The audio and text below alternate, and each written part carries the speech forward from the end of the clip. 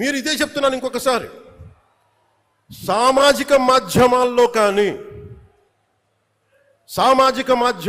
కానీ విదేశాల్లో కూర్చొని వాగే వాళ్ళతో సహా ఇక్కడ కూర్చొని భవిష్యత్తులో మేము వస్తాం, వచ్చి మేము ఏం చేస్తామంటే వచ్చినప్పుడే మీరేం పీకలేదు, ఏం మాట్లాడతారు? ఇప్పుడు వచ్చినప్పుడే మీరు ఏం పీకలా అంటే ఏమనుకుంటారు? మీరు కూర్చోబెట్టి మీరు బెదిరింపులు చేస్తే భయపడతాం అనుకుంటున్నారా?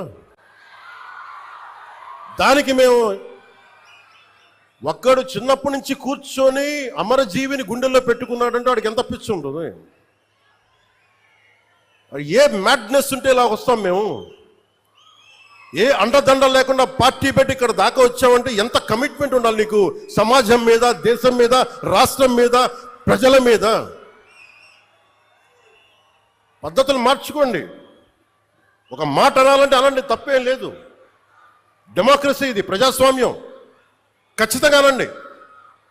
అనటానికి కొన్ని గీతలు ఉంటాయి. గీతలను దాటి మాట్లాడితే మీ చేతికి మళ్ళీ ముద్రలు వేయడానికి ఏముంది? అలా మాట్లాడే వాళ్ళు చెప్తున్నాను ఇప్పుడే. మీ చేతి మీద గీతలు తీసేస్తాం, అంత అరగదీస్తాం, గుర్తుపెట్టుకోండి. ఏమన్నా కలెక్టర్స్ ఎస్పీల మీటింగ్లో కూడా నేను ముఖ్యమంత్రి గారి సమక్షంలో తెలియజేశాను.